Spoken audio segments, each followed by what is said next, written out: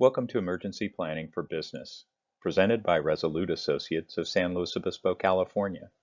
This is a re-recording of material presented at the San Luis Obispo Chamber of Commerce Insight Studio in October 2019. Please take a minute to consider this question. If you knew an earthquake was going to occur tomorrow morning, which will rupture gas lines, collapse buildings, start fires that will take out utilities, communications, and all road overpasses, how would you spend the rest of your time today? Our objectives are quite straightforward. We'd like to establish a common understanding of the business consequences that follow a disaster, discuss best practices for mitigating, planning for, responding to, and recovering from emergencies, and then encourage you in your business to develop your own best practices. And these best practices oftentimes will not only help you through an emergency, but they will also be best business practices day in and day out. So what is the business failure rate following an emergency or disaster? Here are the sad statistics. 75% of businesses involved in a major fire will ultimately fail. 80% of hurricane-impacted businesses without a business continuity plan will fail. 80% of businesses suffering electronic records loss without a disaster recovery plan will fail. 90% of businesses that suffer a loss of a mission-critical facility will fail. And 93% of companies that lost their data center for 10 days or more will fail. Why are disasters so threatening to business viability? What could happen to your business operations during a disaster? Some of these threats become your new reality. An unrecoverable loss in revenue, or finding yourself underinsured, a loss of your business momentum or opportunity, a loss of records, suppliers, or an increased cost associated with shipping, a loss of customers as they find replacement services as you are recovering from an emergency, a loss of employees who are, for whatever reason, available to assist with your reemergence, or a loss of community, where the community upon recovery is different than the one that you found your business opportunity in. There are three primary levels of unfortunate events based on scale. During an emergency, one business or several businesses are significantly disrupted, but the community continues to be viable and move on. An example may be a kitchen fire in a restaurant that has a short-term evacuation of businesses in the immediate area and perhaps days or even weeks of disruption of that restaurant's ability to function. A disaster is a next larger scale, and that's when a business community's activity is significantly disrupted. A natural gas explosion resulting in a significant structural damage to many buildings and infrastructure is one example of a disaster that could strike a business community. A catastrophe is the largest scale of those emergency events, and that's when the business activity of more than one community is significantly disrupted.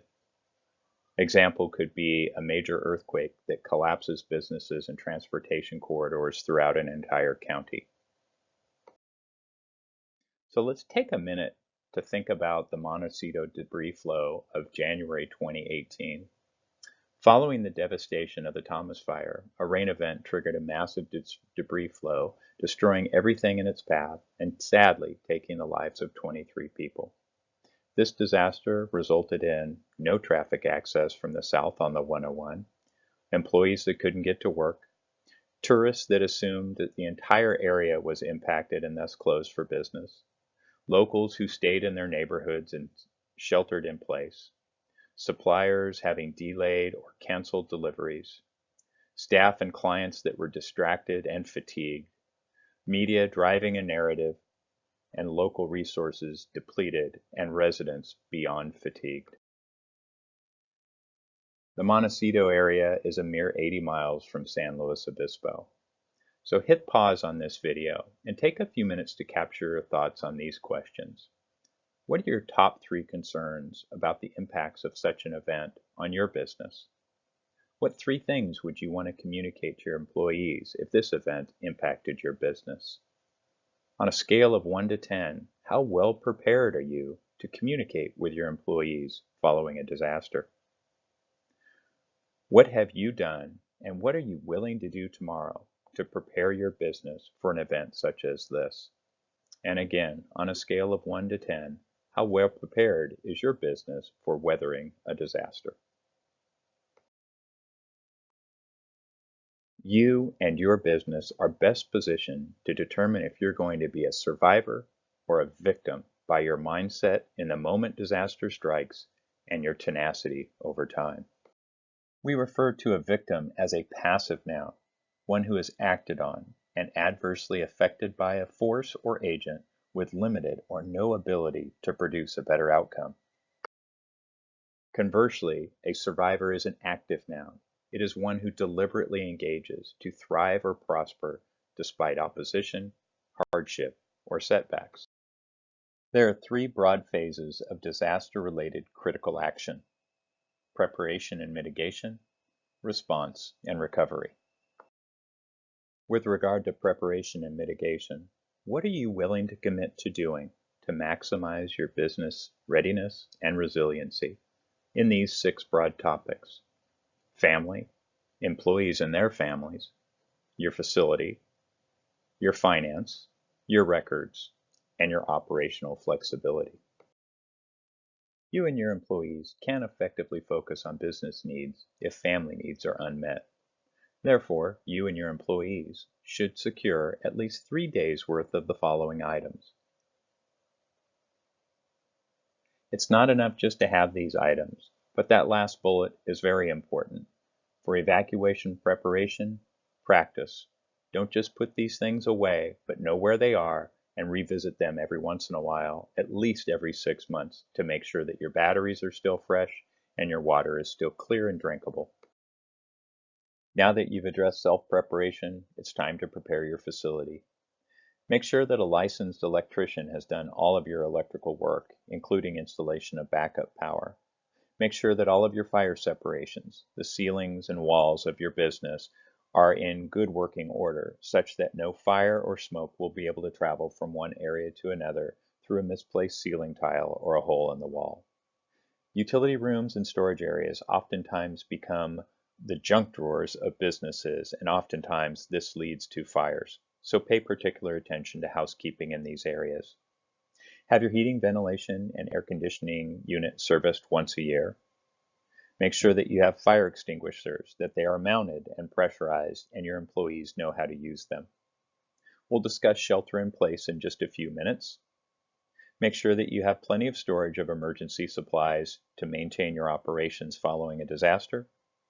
And make sure that you secure your equipment so that during an earthquake, equipment or furniture doesn't fall over. And establish a culture of safety in your organization by having routine preparedness dialogue with staff.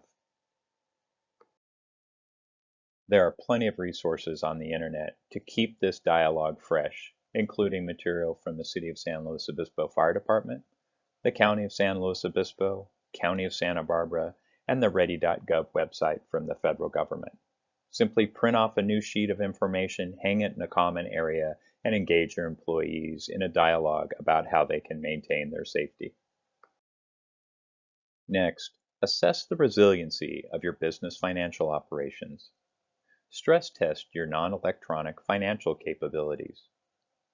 Check all of your vendor agreements to make sure that they position you well for resiliency during disaster. Assess your ability to perform manual payroll functions. Have a dialogue with your financial bookkeeper about disaster-related accounting. This may help you significantly following a disaster for the potential of Small Business Administration loans. Consider financial support to employees, including a cash advance. We'll talk about that a little bit later. Next, focus on your business records discipline. Make sure that you have accessible and secure source for hard copies of essential business records and other important documents. Consider using a standalone laptop that will have all of your information on it and backed up to the cloud. Regularly back up your records in a secure environment or environments, and limit exposure to nefarious intrusions. Sadly, following a disaster, there are many people out there that will try to exploit your vulnerability for their gain. Finally, focus on your business operations flexibility.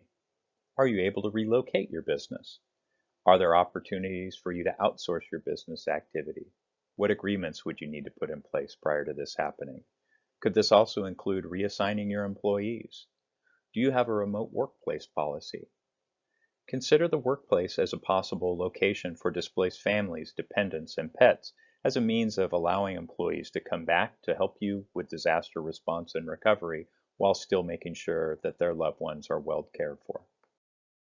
The next phase of an emergency is response. This includes 6 topics: situational awareness, decision-making, engagement, attaining resources, maintaining focus in situational awareness, and leading through the crisis. Simply put, situational awareness is being alert to your ever-changing environment. Now, more than ever, this is our new reality. During routine business operations, maintain a level of relaxed alert rather than disconnected or unaware.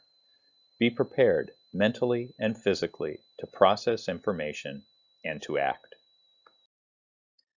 During the initial phases of an emergency or disaster, you have one pretty straightforward question to answer.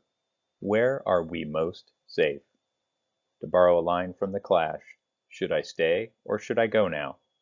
Hit pause and walk yourself through this checkbox list to determine how you would respond. If you decide to shelter in place, you want to move to the closest building, pick a room with the fewest doors and windows, lock all the doors and close the windows, turn off the ventilation system, and wait for the all clear from officials before exiting. We would be remiss if we didn't include information about the growing trend of violence in the workplace. There are 2 key actions with regard to violence in the workplace: a lockout and a lockdown. A lockout is when the threat is outside the building and your actions are to secure the perimeter. A lockdown is when the threat is inside the building and your actions focus on the run, hide, fight philosophy. We encourage you to go to the website ready.gov/active-shooter to learn more, including watching the video on Run, Hide, Fight. Obviously, not every unhappy or unwelcome visitor to your business is going to become violent, but it is important to know where and how to stand when somebody comes into your business and for whatever reason makes the hair on the back of your neck stand up. So hit pause and review these bulleted items, and then think who in your organization, based on their assignment or their physical location, would benefit from this information, and then make sure you share it with them. Finally, we come to recovery. How will the story of your second act be written, and what do you want it to say following that unavoidable disaster or emergency? Recovery really hinges on 6 primary functions: your customer philosophy, your goals as an employer, your business strategy, your core values, your past history of success, and your expression of care. To aid in recovery, all organizations should have a recovery and continuity of operations plan addressing these 9 points: your essential functions, your orders of succession and delegation of authority, identification of alternative facilities and location for continued operations, a communications plan, a plan for accessing vital records, a plan for human capital management, a plan for devolution or dissolution, and a plan for reconstitution and rebuilding. By answering these questions before the disaster, you position yourself best for making smart decisions. We'll end this video as we did the in-person presentation, with an exercise for you to brainstorm your best practices for recovery around 3 questions pertaining to your employees, your customers, and our business region. Hit pause, capture these questions, and brainstorm with your key staff. Thank you so much for your interest. For more information on disaster planning, strategic planning, leadership coaching, or other services, please visit us at www.resoluteassoc.com. Thank you.